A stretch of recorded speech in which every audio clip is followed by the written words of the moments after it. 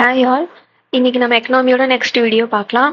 So இதுக்கு முன்னாடி வீடியோவில் நான் பேங்கிங் அண்ட் மணி அந்த 2 டாப்பிக்கோட இன்ட்ரடக்ஷன் தான் உங்களுக்கு கொடுத்துருந்தேன். ஸோ அந்த டாபிக் பார்த்துட்டு இந்த வீடியோ பார்த்தீங்கன்னா உங்களுக்கு நிறைய புரியும். ஸோ அதுக்கு முன்னாடியே நம்ம இதுக்கு முன்னாடி பார்த்த டாபிக்ஸ்லேருந்து நான் கொஞ்சம் ஒரு 5 கொஸ்டின்ஸ் வச்சுருக்கேன். ஸோ நீங்கள் ஆன்சர் பண்ண முடியுதான்னு செக் பண்ணி பாருங்கள். ஸோ ஃபஸ்ட்டு கொஸ்டின் என்னென்னா, which of the following is a characteristics of a scheduled bank in India? So இந்தியாவில் உள்ள ஒரு ஸ்கெடியூல்டு வங்கி சிறப்பியல்பு எது? ஸோ இங்கிலீஷ் நான் தமிழில் கொடுத்துருக்கேன். பாஸ் பண்ணுறேன்னா பாஸ் பண்ணிவிட்டு என்ன ஆன்சராக வரும்னு திங்க் பண்ணி கமெண்ட் பண்ணி வைங்க. நான் அடுத்த ஸ்லைடில் ஆன்சர் காட்டுறேன். ஓகே, ஆன்சர் பார்க்கலாங்களா? So it must have a paid up capital and reserves of at least 5 lakhs. இதற்கு குறைந்தபட்சம் 5 லட்சம் செலுத்தப்பட்ட மூலதனம் மற்றும் இருப்பு இருக்க வேண்டும். இது நம்ம முன்னாடி டாபிக்லேயே பார்த்தோம். அந்த ஸ்கெடியூல்டு பேங்க் தான் என்ன, அந்த ஸ்கெடியூல் 2ல என்ன ரூல்ஸ் எல்லாம் இருக்குன்னு நம்ம பார்த்தோம். அதில் ஒரு ரூல் தான் இது. ஓகேங்களா? ஸோ அடுத்த கொஸ்டின் பார்க்கலாம். RRBs are jointly owned by? So ஆர்ஆர்பியை யார் ஓன் பண்ணுறாங்க? இதையும் நம்ம முன்னாடி வீடியோவில் பார்த்துட்டோம். ஸோ ஆன்சர் என்னன்னு கமெண்ட் பண்ணுங்க. ஆன்சர் பார்க்கலாங்களா? Central government, state government and sponsoring bank. என்ன ரேஷியோவில் இவங்க இன்வெஸ்ட் பண்ணுவாங்க எல்லாமே நம்ம பார்த்தோம் இல்லைங்களா? அடுத்த கொஸ்டின் பார்க்கலாங்களா? Which of the following is considered the earliest form of money in human civilisation? பின்வருவனற்றுள் எது மனித நாகரிகத்தின் ஆரம்பகால பண வடிவாக கருதப்பட்டது? ஸோ அந்த மணியோட எவல்யூஷன் பற்றி பார்த்தோம். அந்த டாபிக் தான் இது.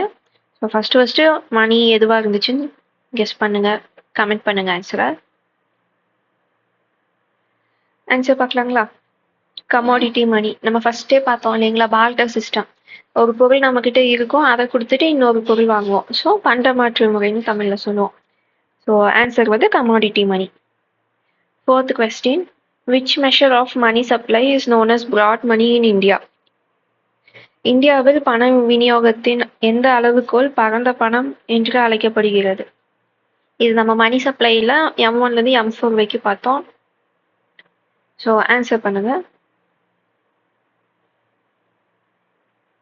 ஓகே, ஆன்சர் செக் பண்ணலாமுங்களா? M3.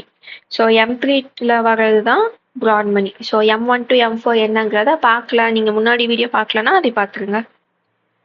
Last question, which of the following functions is not performed by RBI? பின்வரும் செயல்பாடுகளில் இந்திய ரிசர்வ் வங்கி செய்யாதது எது?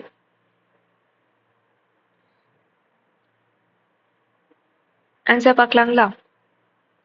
Providing long term loans to the public. பொதுமக்களுக்கு நீண்ட கால கடன்களை வழங்குதல். ஸோ இதை நம்ம எக்ஸாக்டாக RBI பற்றி இன்னும் நம்ம ஃபுல்லாக பார்க்கல, பட் இதை ஆப்ஷனை வச்சு எலிமினேட் பண்ண முடியுங்கிறனால உங்களுக்கு நான் இதை கொண்டு வந்திருக்கேன். ஓகேங்களா? சரி, இன்னைக்கு பார்ட் 2 வீடியோ. இன்னைக்கு போன வீடியோவில் பார்த்தீங்கன்னா ஐ திங்க் டைப்ஸ் ஆஃப் பேங்க்ஸோட நம்ம ஸ்டாப் பண்ணோம், RRBயோட ஸ்டாப் பண்ணோம். ஸோ நம்ம இப்போ அடுத்தடுத்த டைப்ஸ் ஆஃப் பேங்க் வந்து பார்க்கலாம். அதில் ஃபஸ்ட்டாக இருக்கிறது கோஆப்ரேட்டிவ் பேங்க்ஸ். நம்ம அந்த ஃப்ளோ சார்ட் பார்த்தோம் இல்லைங்களா? Scheduled commercial bank, scheduled cooperative பேங்க்னு. அதெல்லாம் அந்த கமர்ஷியல் பேங்க் எல்லாம் நம்ம பார்த்துட்டோம். அதில் கோஆப்ரேட்டிவ் பேங்க் வந்து உங்களுக்கு தனியாக சொல்லும்போது உங்களுக்கு ஃபுல்லாக புரியும்னு சொல்லியிருப்பேன். ஸோ அதுதான் இப்போ நம்ம பார்க்குறோம். Okay, a cooperative bank is a financial entity which belong to its members who are at the same time the owners and the customers of the bank. ஒரு கோஆப்ரேட்டிவ் பேங்க்னா ஒன்றும் இல்லை, இப்போ ஒரு 5 பேர் சேர்ந்து எல்லாரும் அவங்க கிட்ட இருக்கிற சேவிங்ஸை இங்கே வச்சிருப்பாங்க. ஸோ இதுலேருந்து என்ன ஆகுது, இவங்க தான் இது கஸ்டமராக இருக்காங்க, ஏன்னா இங்கே அவங்க சேவிங்ஸ் வச்சிருக்காங்க. இப்போ பார்த்தீங்கன்னா இவங்க இந்த 5 பேர் சேர்ந்து தான் இந்த கோஆப்ரேட்டிவ் பேங்க்கை வந்து ரெஜிஸ்டரும் பண்ணியிருப்பாங்க. அப்போ என்ன ஆகுது, அவங்க தான் ஓனர். இப்போ இந்த 4 பேர்த்துல ஒருத்தவங்களுக்கு அமௌண்ட் நீடு இருக்கு. அப்போ என்ன பண்ணுவாங்க, இந்த அமௌண்ட்லேருந்து லோன் எடுத்துப்பாங்க. ஸோ அப்போ அவங்க கஸ்டமராகவும் இருக்காங்க. கரெக்டுங்களா? லோனும் வாங்குறாங்க, டெபாசிட்டும் பண்ணுறாங்க. இதோட ஓனரும் இவங்க தான். இப்போ நான் வந்து இது 5 பேருன்னு சொல்லி சொல்கிறேன். இது மாதிரி நிறைய பேர் சேர்ந்து பண்ணுற பேங்க்ஸ் தான் இப்போ நிறைய கோஆப்ரேட்டிவ் பேங்க்ஸாக இருக்குது. ஓகேங்களா? கோஆப்ரேட்டிவ்னு என்னென்னா அவங்களுக்குள்ள ஃபினான்ஷியல் டிரான்சாக்ஷன்ஸை லீகலாக ப்ரொடெக்டடாக பண்ணுறதுக்கான ஒரு மீடியம் தான் கோஆப்ரேட்டிவ் பேங்க். ஓகேங்களா? So cooperative banks in India are registered under the states cooperative societies act.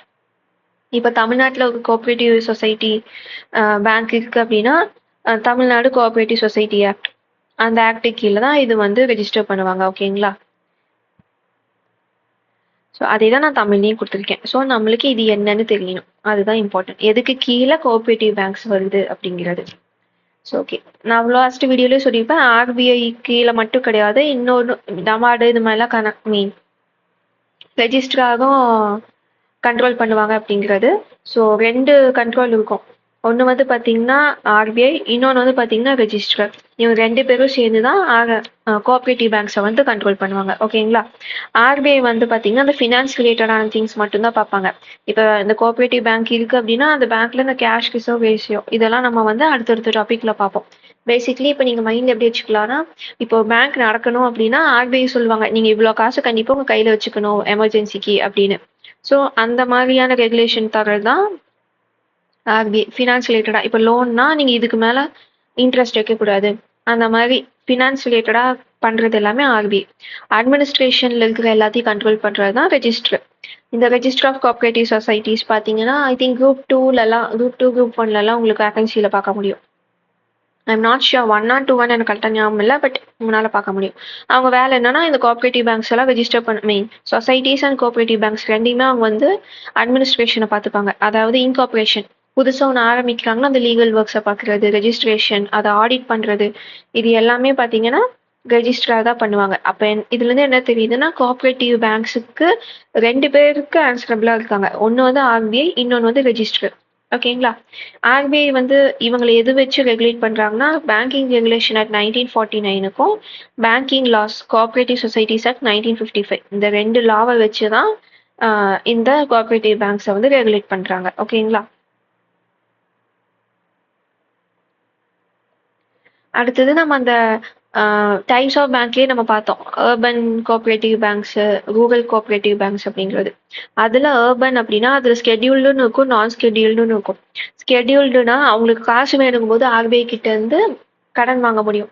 அதுவே நான் ஸ்கெடியூல்டு அர்பன் கோஆப்ரேட்டிவ் பேங்க்ஸாக இருக்காங்கன்னா அவங்களால தேவைப்படும் போது ஆர்பிஐ கிட்ட இருந்து கடன் வாங்க முடியாது. அதே மாதிரி இந்த ரிசர்வ் நான் முன்னாடி சொன்னேன் இல்லைங்களா, அந்த ஃபினான்ஷியல் திங்ஸில் ஒன் ஆஃப் தி திங் வந்து என்னன்னா எவ்வளோ ரிசர்வ் வச்சுருக்கணும்னு ஆர்பிஐ சொல்லுவாங்க, அந்த லெவல் அமௌண்ட் வந்து அவங்க கையில் பேங்க் வச்சுக்கணும் அப்படின்னு.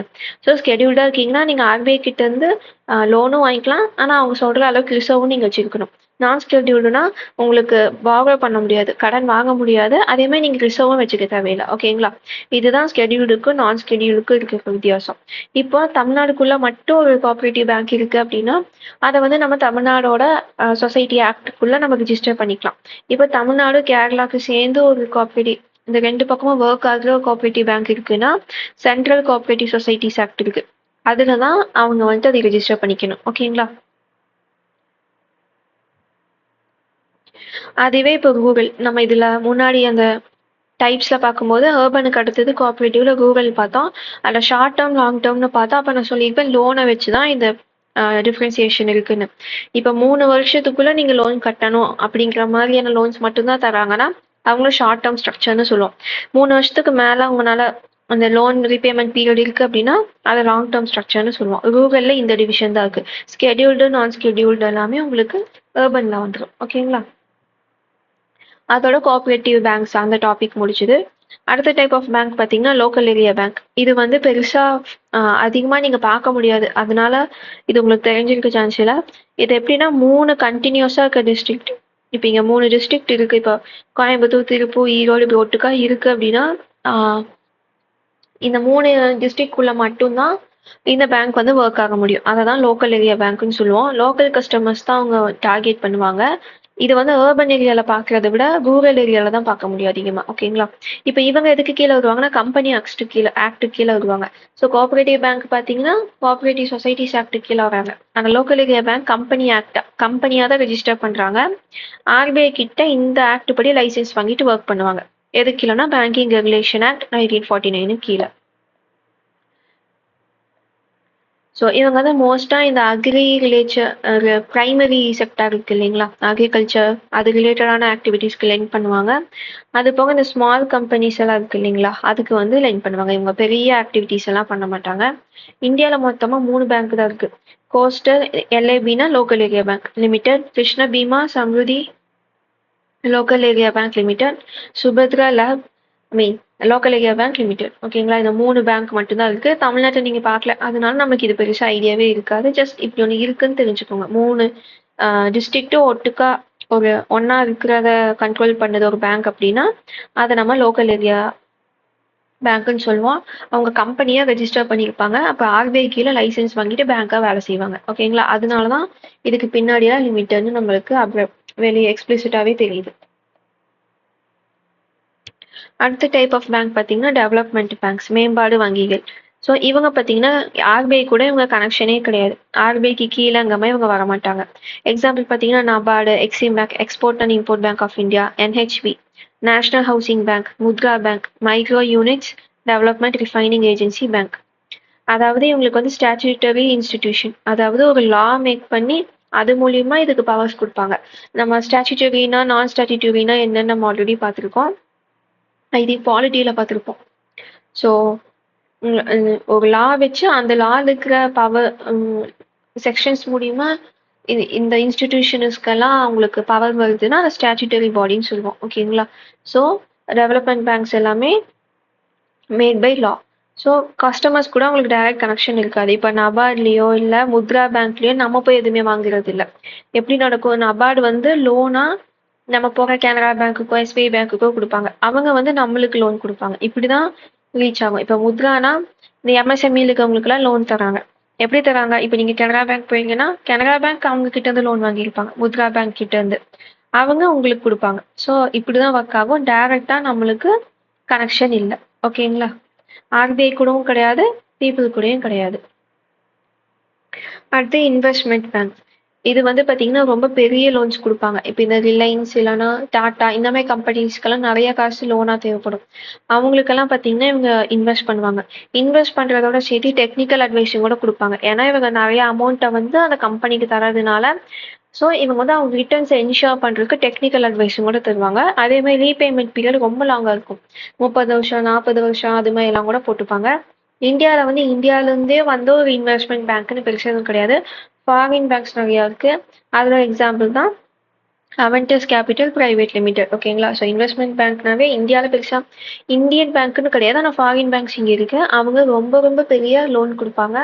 ரீபேமெண்ட் பீரியடும் ஜாஸ்தியாக இருக்கும், ஏன்னா லோன் பெருசாக இருக்குது. ஸோ நிறைய அமௌண்ட்டை கொடுத்தனால அந்த அமௌண்ட்டு வேஸ்ட் ஆகக்கூடாது இல்லைனா லாஸ் ஆகக்கூடாதுன்னு டெக்னிக்கல் அட்வைஸும் சேர்த்து கொடுக்குறாங்க. நீங்கள் பிஸ்னஸ் இப்படி பண்ணுங்க அப்படி பண்ணுங்கன்னு. ஓகேங்களா, ஸோ இதோட நம்ம டைப்ஸ் ஆஃப் பேங்க்ஸ் முடிஞ்சுது. கமர்ஷியல் பேங்க்ஸ்னா என்னென்னு பார்த்தோம், ஸ்கெடியூல்டு பேங்க்ஸ் பார்த்தோம், ஆர்ஆர்பி பார்த்தோம். அடுத்து cooperative banks, local area banks, development banks, investment banks. So types of bank எல்லாமே பார்த்தாச்சு.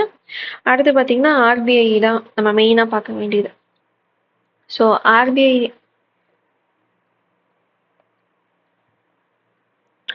தான் இந்தியாவோட சென்ட்ரல் பேங்காக இருக்குது. எப்போ எஸ்டாப்ளிஷ் ஆயிருக்குன்னா April 1, 1935 எஸ்டாப்ளிஷ் ஆயிருக்கும்.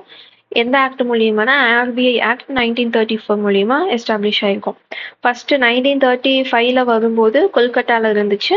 1937க்கு அப்புறமா மும்பையில் மாற்றிட்டாங்க. ஓகேங்களா, 1949ல வந்து நேஷனலைஸ் ஆகி ஃபுல்லாமே கவர்மெண்ட் ஓன் பண்ணுற மாதிரி மாறிடுச்சு. ஓகேங்களா, ஸோ எப்போ வந்துச்சுன்னா 1935, மும்பைக்கு எப்போ மாறிச்சுன்னா 1937, நேஷனலைஸ் ஆனது எப்போனா 1949. ஓகேங்களா, ஆர்பிஐயோட ஆர்கனைசேஷன் எப்படி இருக்குன்னா மேலே கவர்னர் இருப்பாங்க, கவர்னருக்கு கீழே 4 டெப்யூட்டி கவர்னர் இருப்பாங்க. இதுதான் ஆர்பிஐயோட ஆர்கனைசேஷன். ரீஜனல் ஆஃபீஸ்லேயுமே உங்களுக்கு வேலை செய்கிறவங்க இருக்காங்க. ஸோ இதுதான். ஸோ உங்களுக்கு தெரிய வேண்டியது, ஒரு கவர்னர் இருக்காங்க அப்பாயிண்டட் பை சென்ட்ரல் கவர்மெண்ட், அவங்களுக்கு கீழே 4 டெப்யூட்டி கவர்னர்ஸ் இருக்காங்க. இப்போ யாரு கவர்னராக இருக்காங்கன்னு கீழே கமெண்ட் பண்ணுங்க. ஓகேங்களா, ஸோ இப்போ வந்து ஆர்பிஐ நம்ம எப்படி எஸ்டாப்ளிஷ் ஆச்சுன்னு பார்த்தோம், அதோட ஆர்கனைசேஷன் ஸ்ட்ரக்சர் என்னன்னு பார்த்தோம். இப்போ ஆர்பிஐயோட ஃபங்க்ஷன்ஸ் எல்லாம் பார்க்கலாம். Issuer of currency. இப்போ நம்ம வாங்குற எல்லா கரன்சி நோட்டும் யார் இஷ்யூ பண்ணியிருப்பாங்க அப்படின்னா ஆர்பிஐ தான். அதுலேயே நம்மளுக்கு ஆர்பிஐ கவர்னரோட சைன் கூட இருக்கும். ஸோ இது எல்லாத்துக்கும் தெரிஞ்சது தான். எக்ஸப்ட் ₹1 நோட் அண்ட் காயின்ஸ், இது ரெண்டை மட்டும் கவர்மெண்ட் ஆஃப் இந்தியா இஷ்யூ பண்ணிட்டு இருக்காங்க. ஸோ இந்த கரன்சி நோட்டை வந்து மினிமம் ரிசர்வ் சிஸ்டம் அது பேஸ் பண்ணி பார்த்தீங்கன்னா உங்களுக்கு கரன்சி வந்து அச்சடிச்சு கொடுத்துட்டு இருக்காங்க. இந்த மினிமம் ரிசர்வ் சிஸ்டம்னா ஒன்றும் இல்லை, இப்போ நம்ம அந்த எவல்யூஷன் ஆஃப் மணிலேயே ஃபியட் மணினா என்ன, கோல்டு மணினா என்னன்னு பார்த்தோம். இப்போ நீங்கள் ரூ. 100 நீங்கள் கரன்சி நோட் அடிக்க போறீங்கன்னா இதுக்கு வேல்யூ இருக்க கோல்டு வந்து நீங்கள் எடுத்து வச்சுட்டு தான் இந்த கரன்சி நோட் அடிக்கிறோம். அப்படிதான் மணி வந்து இனிஷியலி ஒர்க் ஆச்சு. ஆனால் ஓவர் தி பீரியட்ல அப்படி பண்ண முடியாமல் போயிடும். ஸோ ஒவ்வொரு கண்ட்ரீஸாக என்ன பண்ணுவாங்கன்னா இந்த கோல்டு எடுத்து வைக்காம அவங்களா பிரிண்ட் பண்ண ஆரம்பிப்பாங்க. அதை தான் நம்ம வந்து ஃபியட் மணின்னு சொல்லுவோம். கடைசியாக 1960s எண்டில் பார்த்தீங்கன்னா யூஎஸ் தான் லாஸ்ட்டாக அவங்க டாலரை வந்து கோல்டுலேருந்து டீலிங்க் பண்ணிடுவாங்க. அதுக்கப்புறமா 60ஸ்க்கு அப்புறமா 70ஸ்லலாம் பிரிண்ட் பண்ண டாலர் எல்லாம் பார்த்தீங்கன்னா கோல்டு எடுத்து பேக்கப்பாக எடுத்து வைக்காம அவங்களா பிரிண்ட் பண்ணியிருப்பாங்க. ஸோ இப்போதைக்கு வேர்ல்டில் எந்த கரன்சியுமே உங்களுக்கு மணியை பேக் பண்ணி கிடையாது. எல்லாமே அவங்க ஃபியட் மணியாக தான் இருக்குது. ஸோ மினிமம் ரிசர்வ் சிஸ்டம்னா நீங்கள் வந்து எப்போவுமே இந்தியாவில் 200 கோடி வேர்த்தான கோல்டோ இல்லை பேக்கப் ஏதாச்சும் ஒன்று நீங்கள் வச்சுட்டு தான் பிரிண்ட் பண்ணும். ஸோ இப்போ ஆர்பிஐ பார்த்தீங்கன்னா 200 கோடியில் 115 கோடி பார்த்தீங்கன்னா கோல்டாகவும் பேலன்ஸ் இருக்கிறத ஃபாரின் செக்யூரிட்டிஸாகவும் எடுத்து வச்சுட்டு தான் நம்மளுக்கான இந்த காசை வந்து அச்சடிச்சு தராங்க. ஓகேங்களா? ஸோ இதை நம்ம தெரிஞ்சுக்க வேண்டியது என்னன்னா அந்த வேல்யூ எவ்வளோ ரிசர்வ் எடுத்து வச்சுட்டு நம்மளுக்கு இந்த கரன்சி நோட்டெல்லாம் ஆர்பிஐ இஷ்யூ பண்ணி தராங்கன்னா 200 crores. அது எல்லாமே கோல்டான்னு கேட்டால் கிடையாது. 115 115 கோடி மட்டும்தான் உங்களுக்கு இதாக இருக்குது, கோல்டாக இருக்குது. பேலன்ஸ் எல்லாமே ஃபாரின் செக்யூரிட்டிஸாக இருக்குது. ஃபாரின் செக்யூரிட்டிஸ்னால் ஒரு பாண்ட் அது மாதிரி. அந்த செக்யூரிட்டிஸ்னால் என்னங்கிறத நம்ம அடுத்து இது இந்த டாபிக் முடிச்சு அடுத்த டாபிக் அதை தான் ஸ்டார்ட் பண்ணுவோம். அதில் உங்களுக்கு புரியும். இப்போதைக்கு நீங்கள் மைண்ட் வச்சு பண்ணிங்கன்னா அது உங்களுக்கு ஒரு இப்போ எப்படி நீங்கள் வீடு வாங்கினீங்கன்னா உங்களுக்குன்னு ஒரு டாக்குமெண்ட் இருக்குது, அது செக்யூரிட்டி மாதிரி. அது இருக்கிற வரைக்கும் அந்த வீடு உங்ககிட்ட இருந்து யாருனாலையும் வாங்க முடியாது. அதே மாதிரி ஒரு பர்டிகுலர் அமௌண்ட்டுக்கு உங்ககிட்ட ஒரு செக்யூரிட்டியோ ஒரு டாக்குமெண்ட் இருக்குங்க மாதிரி வச்சுக்கோங்க மைண்டில். ஓகேங்களா? ஸோ அதுதான் நான் கொடுத்துருக்கேன் மினிமம் ரிசர்வ் சிஸ்டம்னா என்னங்கிறது. ஓகேங்களா? 1956 இது இன்ட்ரடியூஸ் பண்ணியிருக்காங்க. ஸோ அடுத்த இப்போ இஷ்யூ ஆஃப் கரன்சி நோட்ஸ்க்கு அடுத்த ஃபங்க்ஷன் என்னன்னா பேங்க் டு தி கவர்மெண்ட். இப்போ நம்ம கவர்மெண்ட் எல்லாம் பார்க்குறோம், சென்ட்ரல் கவர்மெண்ட் வந்து நிறைய ஸ்கீம்ஸ் எல்லாம் வச்சிருக்காங்க. அதுக்கு ஃபண்ட்ஸ் எல்லாம் அவங்க அலோகேட் பண்ணணும் இல்லைங்களா? அதே மாதிரி அவங்க நிறைய டேக்ஸ் எல்லாம் கலெக்ட் பண்ணுறாங்க, இதெல்லாம் மெயின்டைன் பண்ணணும். இதெல்லாம் யார் மெயின்டைன் பண்ணுவாங்கன்னா ஆர்பிஐ தான் மெயின்டைன் பண்ணுவாங்க. ஸ்டேட் கவர்மெண்ட் அண்ட் சென்ட்ரல் கவர்மெண்ட்டோட அக்கௌண்ட்ஸ் எல்லாமே ஆர்பிஐ தான் மெயின்டைன் பண்ணுவாங்க. ஹேண்டில்ஸ் பப்ளிக் டெப்ட் and issues treasury bill. Treasury பில்னா டி பில்னு சொல்லுவாங்க. இதையும் நம்ம அடுத்த டாபிக்ல பார்ப்போம். ஜஸ்ட் இது வந்து ஒரு டாக்குமெண்ட், அந்த டாக்குமெண்ட்டுக்கும் மணி வேல்யூ இருக்கு அப்படிங்கிற மாதிரி மைண்ட் வச்சுக்கோங்க. பப்ளிக் டெப்ட்னா கவர்மெண்ட் வந்து கடன் வாங்குவாங்க இல்லைங்களா? வெளியே IMF, வேர்ல்டு பேங்க், மற்ற கண்ட்ரிஸ் கிட்ட எல்லாம் கடன் வாங்குவாங்க. ஸோ அது எல்லாத்தையும் மேனேஜ் பண்றது யாருன்னா ஆர்பிஐ. ஸோ கவர்மெண்ட்னாவே அவங்களுக்கு இந்த பேங்கிங் ஃபங்க்ஷன் எல்லாமே பண்ணி தர்றது ஆர்பிஐ.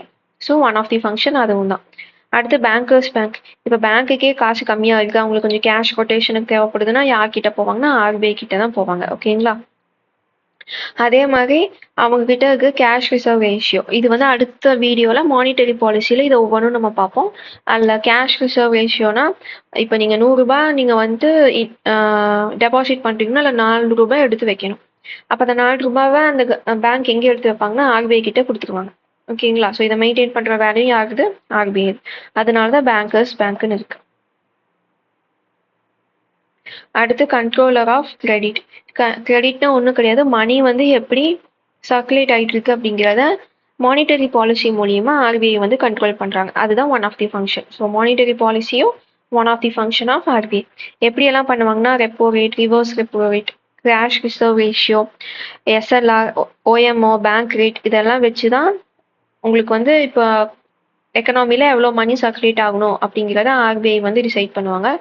இது ஒவ்வொன்றுமே நம்ம அடுத்த வீடியோ மானிட்டரி பாலிசியில் லைனாக பார்ப்போம். ஓகேங்களா? ஸோ இப்போதைக்கு நீங்கள் ரொம்ப குழப்பிக்க வேணாம். Monetary policy one of the function வந்து என்னென்னா மானிட்டரி பாலிசி. அடுத்தது custodian of foreign exchange. So இப்போ நம்ம இந்த நியூஸ்லலாம் அந்நிய செலவாணி நம்ம அதிகமாக கேட்டிருப்போம். அதாவது இந்த US டாலர்களை இப்போ நம்ம கவர்மெண்ட் இம்போர்ட் பண்ணுறாங்க அப்படின்னா அவங்க US டாலரில் பே பண்ணுறாங்க அப்படின்னா அது எங்கே இருக்கும் அப்படின்னா ஆர்பிஐ கிட்ட தான் இருக்கும். ஸோ இது வந்து ப்ரீவியஸ் வீடியோவில் நான் உங்களுக்கு சொல்லியிருப்பேன். இந்த ஃபாரின் எக்ஸ்சேஞ்ச்னா என்ன அப்படிங்கிறது இந்த BOP video, balance of payment video பார்த்தீங்கன்னா அதில் ஃபுல்லாக புரியும். அதில் நான் சொல்லியிருப்பேன் ஃபாரின் எக்ஸ்சேஞ்ச்னா என்ன, ஃபாரின் ரிசர்வ்னா என்ன அப்படிங்கிறது. அது எல்லாமே மெயின்டைன் பண்ணுறது ஆர்பிஐ தான். அது நம்ம அங்கேயே பார்த்துட்டோம். அடுத்து development function, promotes agriculture, MSME, rural MSME, rural development. இது என்ன அப்படின்னா, இப்போ நீங்க ஒரு பேங்க்ல இருக்காங்க அப்படின்னா, அந்த பேங்க் இப்போ ₹100 லெண்ட் பண்ண போறாங்க. லோனா குடுக்கலான்னு முடிவு பண்ணியிருக்காங்கன்னா, அதுல இவ்வளோ பெர்சென்ட் விமனுக்கு தரணும், இவ்வளோ பெர்சென்ட் அக்ரிக்கு தரணும் அப்படின்னால ரூல் செட் பண்ணி டெவலப்மெண்ட் ஃபங்க்ஷன்ல இருப்பாங்க. நம்ம கரண்ட் அஃபேர் வீடியோல நம்ம பார்த்தோம், தமிழ்நாட்டுல இருக்கிற விமன்ல 44% வந்து பாத்தீங்கன்னா லோன் வச்சிருக்காங்க அப்படின்னு.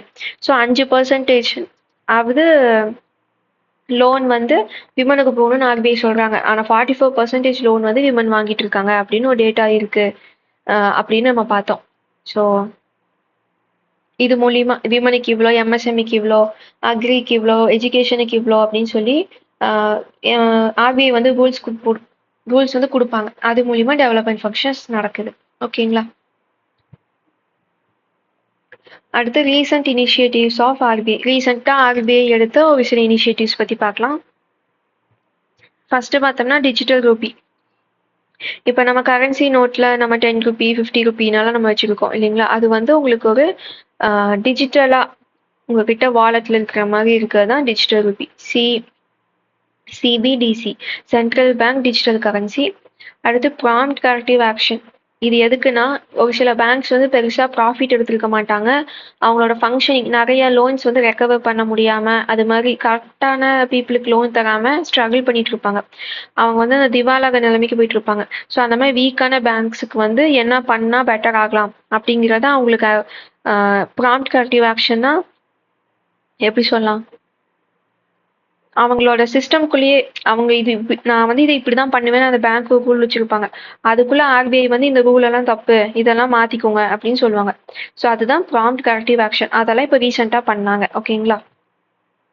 பிகாஸ் பீப்புளுக்கு பேங்கிங் மேல இருக்க ட்ரஸ்ட் போயிடக்கூடாது. ஸோ எந்த பேங்க்கும் இப்போ ஒரு பேங்க் திவால் ஆச்சுன்னா மற்ற பேங்க்ஸ் மேலே டவுட் வரும். ஐயோ இதுவும் ஏதாச்சும் ஆயிருமோன்னு சொல்லி எல்லாரும் டெபாசிட்ஸ் எடுக்க ஆரம்பிப்பாங்க.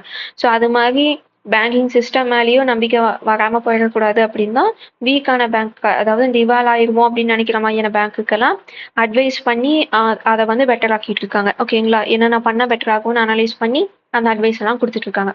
அடுத்து ஃபினான்ஷியல் லிட்ரஸி கேம்பெயின்ஸ். இதை நிறைய இந்த பேங்கிங் ஃப்ராடு நடக்கிறது, இல்லைன்னா பேங்கிங்கை பற்றியே சுத்தமாக தெரியாமலாம் இருப்பாங்க. ஸோ நெகட்டிவ் அவேர்னஸ், அதாவது பேங்கிங்கில் இந்த தப்பெல்லாம் பண்ணாதீங்க அப்படிங்கிற அவேர்னஸும் உங்களுக்கு கொடுத்துட்டு இருக்காங்க. பேங்கிங்லேயும் இந்த ஆப்ஷன்ஸ் எல்லாம் இருக்குன்னு பாசிட்டிவ் அவேர்னஸும் ஆர்பிஐ வந்து ஸ்ப்ரெட் பண்ணிட்டு தான் இருக்காங்க. அடுத்து இ ரூபி. இது வந்து பார்த்தீங்கன்னா டிஜிட்டல் பேமெண்ட் இனிஷியேட்டிவ். இது எப்படின்னா ஒரு கியூஆர் கோடு வச்சுட்டு நீங்கள் வந்து பே பண்ணிக்கிற மாதிரி இருக்கும். ஓகேங்களா? ஸோ டிஜிட்டல் கரன்சிக்கும் இ-ரூபிக்கும் என்ன வித்தியாசம்னு பார்க்கலாம். இதை வந்து 2021 கொண்டு வந்திருப்பாங்க. இது 2022 இருக்கும். ஹோல்சேலாக இதை கொண்டு வந்துட்டாங்க. நார்மல் பீப்புள் யூசேஜுக்கு இது பைலட் பேசிஸ்ல இருக்கு. ஓகேங்களா? இ-ரூபி என்னன்னா இது ஒரு வவுச்சர். இப்போ ஃபார் எக்ஸாம்பிள் இப்போ கவர்மெண்ட் வந்து உங்களுக்கு ₹1000 ஃப்ரீ ஹெல்த் செக்அப் பண்ணிக்கலாம், பர்த்தான ஹெல்த் செக்அப் வந்து பண்ணிக்கலாம் அப்படின்னு உங்களுக்கு ஒரு வவுச்சர் கொடுப்பாங்க. அந்த வவுச்சர் பார்த்தீங்கன்னா உங்களுக்கு ஒரு கியூஆர் கோடாக இருக்கும். ஓகேங்களா? இல்லை எஸ்எம்எஸ் கோடாக இருக்கும். ஸோ நீங்கள் வந்து இந்த செக்அப் பண்ணிவிட்டு அங்கே போய் இந்த கியூஆர் கோடு காட்டினீங்கன்னா அவங்க ஸ்கேன் பண்ணிப்பாங்க. ஸ்கேன் பண்ணதுக்கப்புறம் அவங்களுக்கு அந்த ₹1000 போயிடும். ஓகேங்களா? அவங்க கையில் இப்போ ₹1000 கிடையாது, கரன்சி நோட்டாக கிடையாது. ஆனால் இந்த கியூஆர் கோடோட வேல்யூ பார்த்தீங்கன்னா ₹1000. அதை அவங்க ஸ்கேன் பண்ண உடனேமே அந்த செக்அப் பண்ண அந்த லேபுக்கோ ஹாஸ்பிட்டலுக்கோ அந்த ₹1000 கவர்மெண்ட் பேங்க்லேருந்து கிரெடிட் ஆயிடும். ஓகேங்களா? இல்லை எஸ்எம்எஸ் கோடாக இருக்குது அப்படின்னா அந்த கோடை அவங்க என்டர் பண்ணோடனே கவர்மெண்ட் கிட்ட தான் உங்களுக்கு அந்த ₹1000 போயிடும். ஓகேங்களா? இதுதான் இ-ரூபி சிஸ்டம். அதுவே டிஜிட்டல் கரன்சினா அந்த யூபிஐ பேமெண்ட் பண்றோம் இல்லைங்களா? அதே மாதிரி தான் டிஜிட்டலா இருக்கும். அந்த காசு ஒரு வாலெட்ல இருக்கும். அந்த வாலெட்ல உங்களுக்கு இப்போ நீங்க பிசிக்கலா எப்படி ஒரு வாலெட்ல நீங்க நோட்ஸ், கரன்சி நோட்ஸ் வச்சிருக்கீங்களோ, டிஜிட்டலாவும் அந்த கரன்சி நோட்ஸ் வந்து இருக்கும். இப்போ எக்ஸாம்பிள் நீங்க யூபிஐல பாத்தீங்கன்னா உங்களுக்கு ₹1000 பேலன்ஸ் இருக்கு. இப்போ நான் வந்து ₹900 பே பண்ணணும்னு நினைக்கிறேன் அப்படின்னா நான் வந்து 900ன்னு டைப் பண்ணி என்னால் அனுப்ப முடியும் இல்லைங்களா? இப்போ என்னோட டிஜிட்டல் வாலெட்ல 2 ₹500 நோட் இருக்கு அப்படின்னா என்னால் இது மாதிரி டைப் பண்ணி அனுப்ப முடியாது. இந்த ₹1000 அனுப்பிச்சு அவங்க கிட்ட மறுபடியும் 100 பேலன்ஸ் எனக்கு ரிட்டர்ன் வரும். ₹100 நோட்டாக எனக்கு ரிட்டர்ன் வரும். ஓகேங்களா? இப்படிதான் அது வந்து ஃபங்க்ஷன் ஆகும். ஸோ யூபிஐ பேமெண்ட்டுக்கு இதுக்கு என்ன வித்தியாசம்னா நம்ம கையில் இருக்க கரன்சி நோட்டு வேர்ச்சுவலாக இருக்க போகுது. அதுதான் டிஜிட்டல் கரன்சி. அப்படி இ-ரூபி என்ன நம்ம பார்த்துட்டோம். ஓகேங்களா? ஸோ ரீசெண்டாக எடுத்த இனிஷியேட்டிவ்ல இது ரெண்டும் ரொம்ப இம்பார்ட்டன்ட். ஸோ இதோட நம்மளோட பேங்கிங் சிஸ்டம் வந்து ஃபுல்லாக முடிஞ்சுது. ஆர்பிஐ பற்றி பார்த்துட்டோம், டைப்ஸ் ஆஃப் பேங்க்ஸ் எல்லாமே பார்த்துட்டோம், மணினா என்னென்னு பார்த்துட்டோம், மணி சப்ளைனா என்னென்னு பார்த்துட்டோம். அடுத்தது பார்த்தீங்கன்னா நெக்ஸ்ட் வீடியோவில் மானிட்டரி பாலிசின்னு என்னென்னு பார்த்துருவோம். அது மோஸ்ட்டாக ஒரு வீடியோவில் முடிக்க ட்ரை பண்ணுறேன். இன்கேஸ் ரொம்ப லென்த்தாக போகுதுன்னா நான் 2 பார்ட்டாக அதை டிவைட் பண்ணி போட்டுருவேன். அதோட உங்களுக்கு மானிட்டரி பாலிசி முடிச்சிடும். அதுக்கடுத்து நம்ம வந்து பட்ஜெட், ஃபிஸ்கல் பாலிசியெல்லாம் நம்ம பார்க்கலாம். ஓகேங்களா? ஸோ எக்கனாமி பிளேலிஸ்ட்டில் நான் எல்லா வீடியோ ஆட் பண்ணிட்டு தான் இருக்கேன். உங்களுக்கு ஆர்டராக தெரியலன்னா நீங்கள் அந்த பிளேலிஸ்ட் கூட செக் பண்ணி பார்த்துக்கலாம். இதோட நோட்ஸ் வந்து நான் வந்து பிடிஎஃப் வந்து சேனலில் அப்லோட் பண்ணுறேன், டெலகிராம் சேனலில். லிங்க் வந்து டிஸ்கிரிப்ஷனில் இருக்குது. அதில் போய் நீங்கள் ஜாயின் பண்ணிட்டீங்கன்னா உங்களுக்கு எல்லா வீடியோவும் அப்லோட் பண்ணும்போது அதில் நான் நோட்ஸும் அப்லோட் பண்ணிடுவேன். ஸோ இந்த சேனல் சப்ஸ்கிரைப் பண்ணலன்னா சப்ஸ்கிரைப் பண்ணி வச்சுக்கோங்க. நான் டெய்லியுமே வீடியோ அப்லோட் பண்ணிட்டு இருக்கேன். ஓகே, நெக்ஸ்ட் வீடியோவில் பார்க்கலாம்.